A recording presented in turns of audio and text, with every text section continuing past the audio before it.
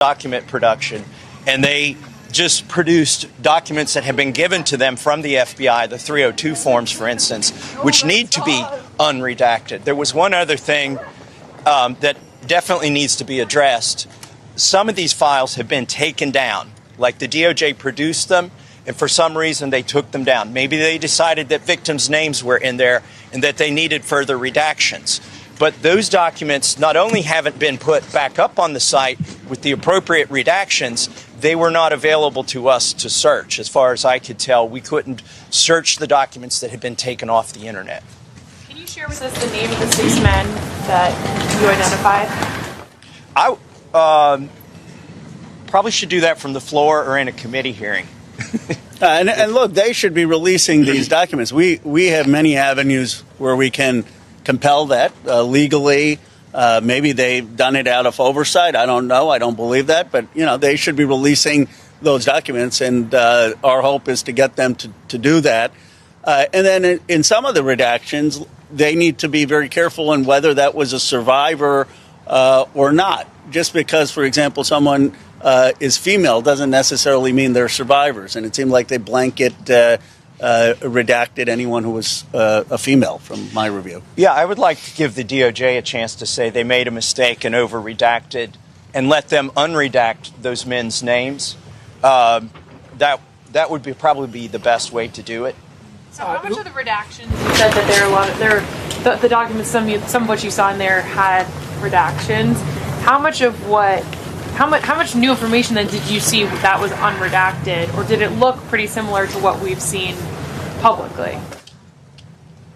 I mean, what we're after is the men Jeffrey Epstein trafficked women too. We want those names published. We're not out to embarrass people. And the problem is we went in there hoping to see that in 302 forms. What we found out is those 302 forms were redacted before they got to the DOJ. But our legislation directs the FBI, which is the agency that produced those 302 forms, to also produce these documents. The Attorney General is ultimately responsible for that production, so that's why we're here at the DOJ to view these files. But there needs to be more information given in those 302s. So I was disappointed we didn't find that. But it's also clear, just sort of as a checking their homework, that they need to do a little more homework. There are 6 men. We went in there for 2 hours. There's millions of files, right? And in a couple of hours, we found 6 men whose names have been redacted who are implicated in the way that the files are presented. What's your message to Pam Bondi after what you saw today? You need to do a little more work. And we'll see her at the Judiciary Committee here in a couple days. At the very least, these 6 men, maybe she can make public. I mean, we're happy to provide the information to them, and they should do that. Look, there's some of the effort, because there were a lot of career attorneys on there. There's some redactions that were appropriate, some, for protect the survivors. And some of the most sensational things out on the internet, there may have been appropriate redaction. So, for Thomas and me, it's always been about the facts.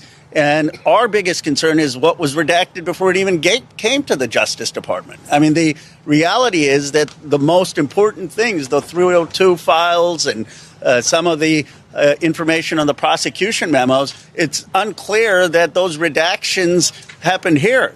We saw a lot of files that already were redacted. And then, of course, they have been protecting some of these men. Maybe it was not intentionally, but the law is very clear. They need to comply with the law. And finally, the documents that they put up and decided for one reason or another they had to take back down, I was hoping to see those here.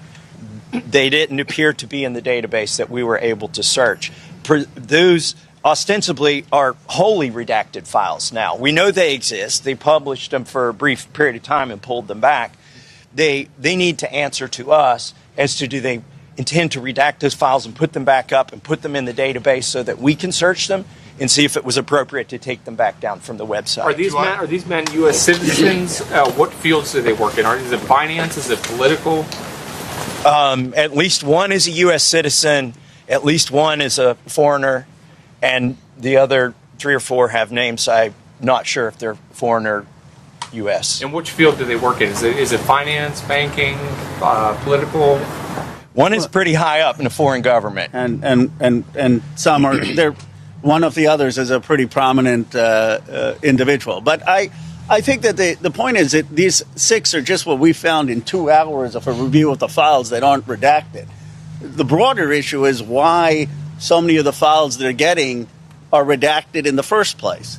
And until that becomes unredacted, the main things that they're sending to the career attorneys to review, I don't think we're going to have full compliance with the law, get to the question that most Americans want to know.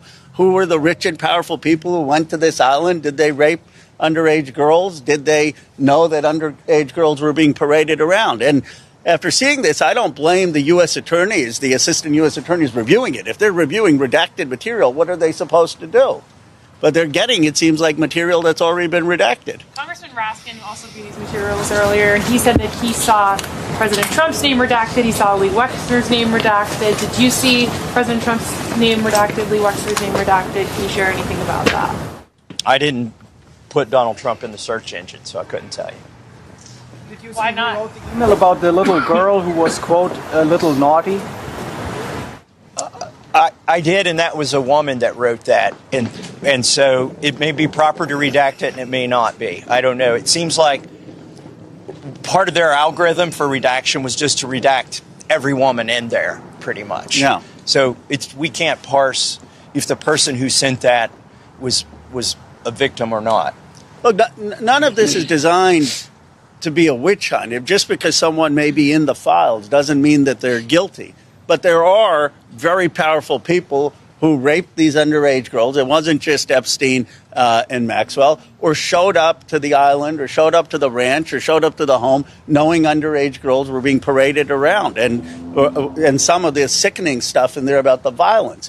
And what we want to do is have the investigation to get to those people, to answer those questions. Not to say that every internet rumor about some email is going to be true. And like I said, in some of the cases, the redactions may have been appropriate.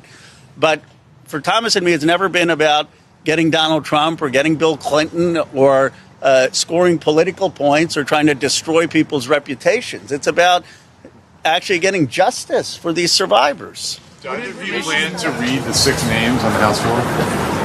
I think we need to give the DOJ a chance to go back through and correct their mistakes. How long do they have to do that? How long do they have to redact these files? They're already breaking the law. Look, they're way past the deadline.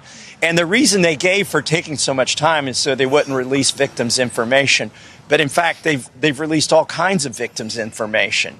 So the problem here is not the deadline. The problem is they need to go back. They need to themselves check their own homework or have somebody else check it.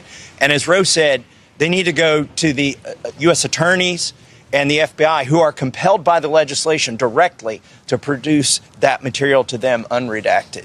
And I think, look, we could have brought contempt or impeachment weeks ago, but our interest is in actually getting the information out. And as a result of the strategy we've been pursuing, this is the largest release of the Epstein files in history. Now, it's not enough, but it has exposed people in the highest levels in technology, in finance, in real estate.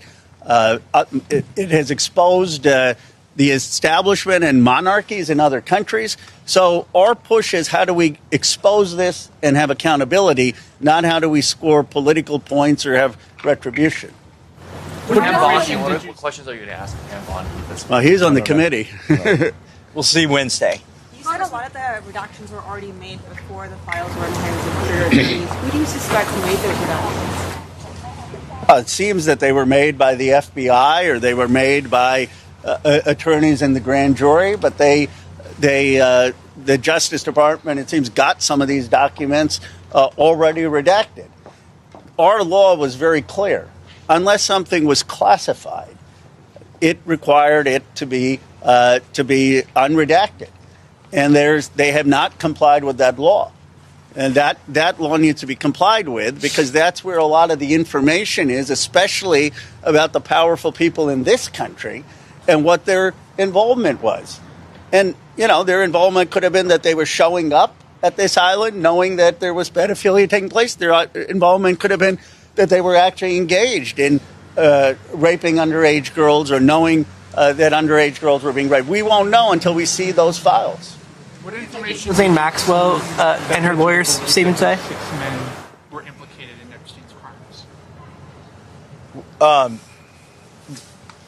It's a list of 20. You can actually, I'll direct you to the unredacted, or the redacted file. It's a list of 20 individuals. 3 or 4, Maxwell and Epstein are on the list, and maybe 1 or 2 other people. And everybody else is redacted. And their names are redacted, but it also includes 20 pictures, 20 photographs. And they're sort of mugshots. They're not the best pictures. I'm not sure if they were mugshots or not. But there are at least 3 or 4 males in the photographs. I couldn't verify by looking at their names because they have foreign names. I couldn't verify by looking at their names that they were male until I went and looked at the photographs. By the way, in the document I'm directing you to, the photographs are redacted and their names are redacted. There is no reason in our legislation that allows them to redact the names of those men, as far as I can tell. Unless there are any male survivors, which seems hard to believe given this issue. But and all the women that are redacted, it's unclear if they were just actual survivors, in which case they did the appropriate thing, or whether they just, as Thomas said, had an algorithm to take out any woman's name. There's also hold on a second. There's also an FBI form that lists people who are conspirators, and one of those is a male. It's like on an FBI form, they've redacted his picture and his name on that form, where they were, I guess, considering an indictment or indicting or something. I don't have the number in front of me, but I could direct you. It's a 3-page EFTA file. The Justice Department has said it's letting people Were authorities? I'm not sure if they're mugshots. Were authorities investigating these individuals, or in one instance it was, and in the other instance it seemed to be. I've got to go. I'll let Thomas. No, I got to go too. All right. One last question for you, Congressman Khanna. Congressman Massie has called for Commerce Secretary Howard Lutnick to face potentially some accountability for the connection that he has in these files. Do you support that call? Absolutely. Look at what's happening in Britain. You have a left government. Actually, I know Keir Starmer. I was excited when he won. And yet I believe he needs to be held accountable with what's happened with Mendelssohn. You have the British monarchy having to answer questions. I mean, the King of England is putting out statements. And yet in our country, we have not had that reckoning. People in power, whether they're in government, whether they're in finance, whether they're in technology, if they have been implicated in the files in morally embarrassing ways and in ways that shock the conscience, should be held accountable. And it should be regardless of party. So you're calling for Howard Lutnick to resign? I believe that Lutnick, at the very least, needs to be brought before Congress. I think, based on the evidence, he should be out of the cabinet.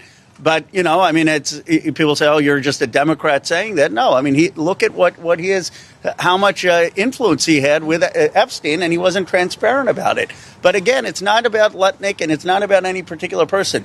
In this country, we have to make a decision. Are we going to allow rich and powerful people who were friends and no problem doing business and showing up with a pedophile who was raping underage girls? Are we just going to allow them to skate?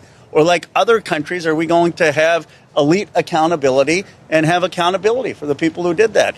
Most Americans believe we need accountability. Can you confirm that President Trump wasn't on this list? No, I didn't see him on that. Congressman Massie, in the last week, you called on President Trump to apologize for